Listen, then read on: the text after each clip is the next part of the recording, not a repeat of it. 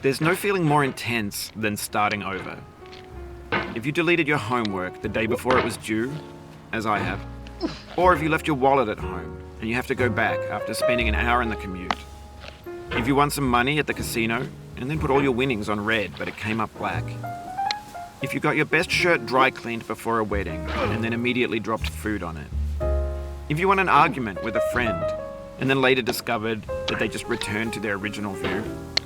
Starting over is harder than starting up. If you're not ready for that, like if you've already had a bad day, then what you're about to go through might be too much. Feel free to go away and come back. I'll be here. Alright, thanks for coming with me on this trip. I'll understand if you have to take a break at any point. Just find a safe place to stop and quit the game. And don't worry, I'll save your progress, always, even your mistakes. This game is a homage to a free game that came out in 2002, titled Sexy Hiking.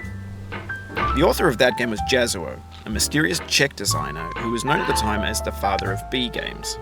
And B games are rough assemblages of found objects. Designers slap them together very quickly and freely, and they're often too rough and unfriendly to gain much of a following. They're built more for the joy of building them than as polished products. In a certain way, Sexy Hiking is the perfect embodiment of a B game. It's built almost entirely out of found and recycled parts, and it's one of the most unusual and unfriendly games of its time. In it, your task is simply to drag yourself up a mountain with a hammer. And that act of climbing, in the digital world or in real life, has certain essential properties that give the game its flavor. No amount of forward progress is guaranteed. Some cliffs are too sheer or too slippery. And the player is constantly, unremittingly in danger of falling and losing everything. Anyway, when you start Sexy Hiking, you're standing next to this dead tree that blocks the way to the entire rest of the game. It might take you an hour to get over that tree, and a lot of people never got past it. You prod and you poke at it, exploring the limits of your reach and your strength, trying to find a way up and over. And there's a sense of truth in that lack of compromise. Most obstacles in video game worlds are fake. You can be completely confident in your ability to get through them once you have the correct method or the correct equipment or just by spending enough time. In that sense, every pixelated obstacle in Sexy Hiking is real. The obstacles in Sexy Hiking are unyielding, and that makes the game uniquely frustrating. But I'm not sure Jazuo intended to make a frustrating game. The frustration is just essential to the act of climbing, and it's authentic to the process of building a game about climbing. A funny thing happened to me as I was building this mountain. I'd have an idea for a new obstacle, and I'd build it, test it, and it would usually turn out to be unreasonably hard. But I couldn't bring myself to make it easier. It already felt like my inability to get past a new obstacle was my fault as a player rather than as a builder. Imaginary mountains build themselves from our efforts to climb them, and it's our repeated attempts to reach the summit that turns those mountains into something real. When you're building a video game world, you're building with ideas, and that can be like working with quickset cement. You mold your ideas into a certain shape that can be played with, and in the process of playing with them, they begin to harden and set until they're immutable, like rock. And at that point, you can't change the world. Not without breaking it into pieces and starting fresh with new ideas. For years now, people have been predicting that games would soon be made out of prefabricated objects, bought in a store and assembled into a world. And for the most part, that hasn't happened, because the objects in the stores are trash. I don't mean they look bad or that they're badly made, although a lot of them are. I mean they're trash in the way that food becomes trash as soon as you put it in the sink. Things are made to be consumed and used in a certain context, and once the moment is gone, they transform into garbage. In the context of technology, those moments pass by in seconds.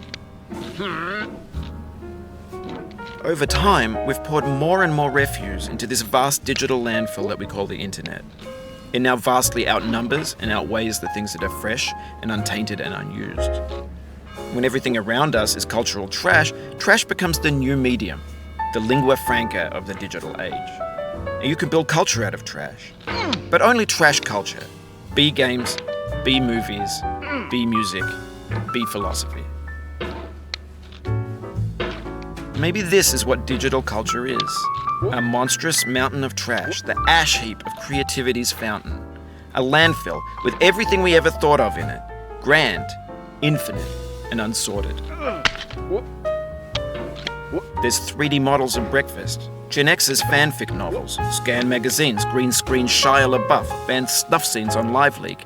Facebook's got lifelike bots with unbranded adverts and candid shots of Kanye and Taylor Swift mashups, car crash epic failed GIFs, Russian dashcam vids, discussions of McRibs, discarded, forgotten, unrecycled, muddled, rotten, untitled.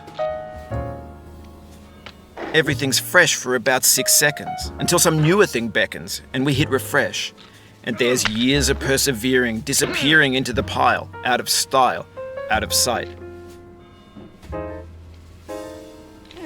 In this context, it's tempting to make friendly content that's gentle, that lets you churn through it but not earn it.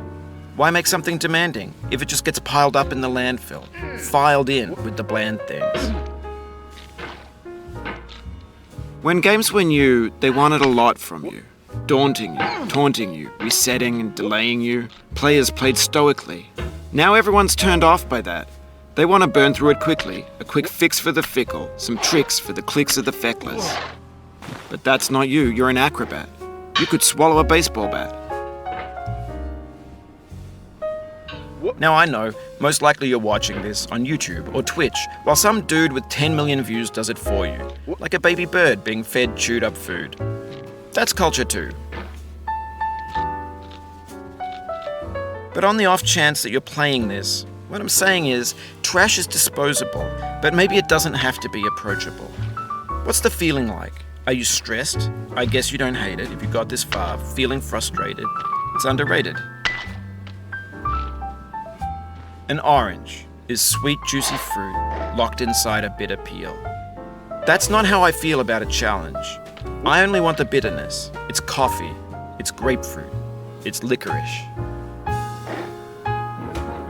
It feels like we're closer now. Composer and climber, designer and user. You could have refused, but you didn't. There was something in you that was hidden, that chose to continue. It means a lot to me that you've come this far, endured this much. Every wisecrack, every insensitivity, every setback you've forgiven me is a kingly gift that you've given me. We have the same taste, you and I. It's not ambition. It's ambition's opposite. An obdurate mission to taste defeat. You'll feel bad if you win, so I put this snake in for you.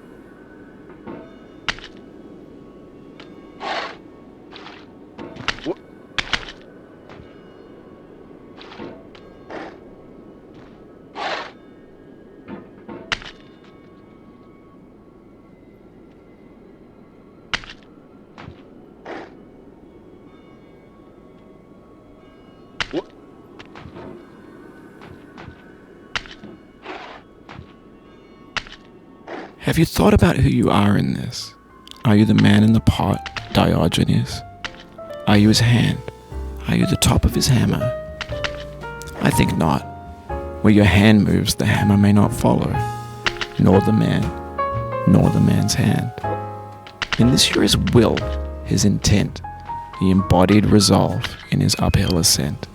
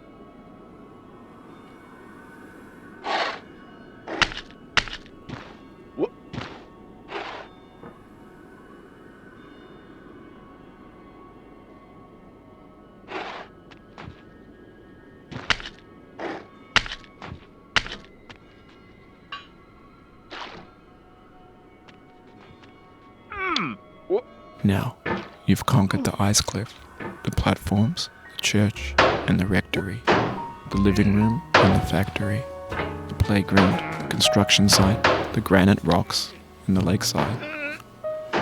You've learned to hike.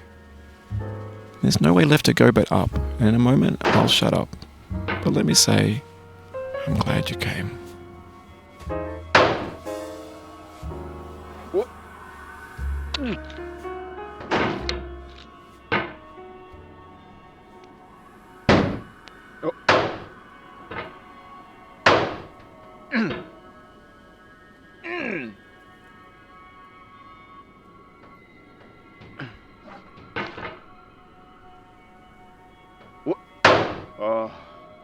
Oh, you just lost a lot of progress. That's a deep frustration, a real punch in the gut.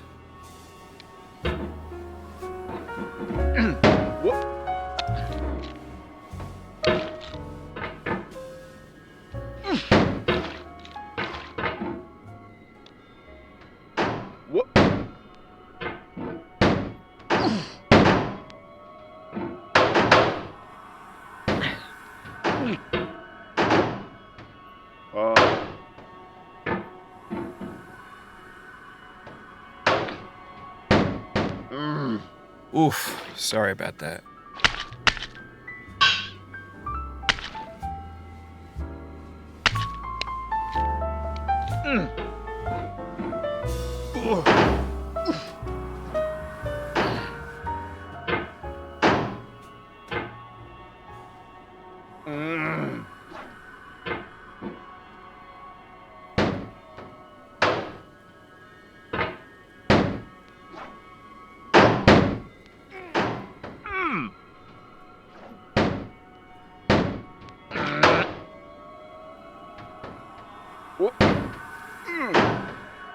No.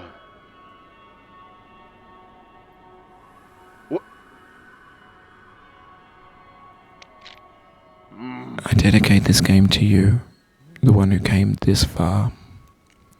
I give it to you with all my love.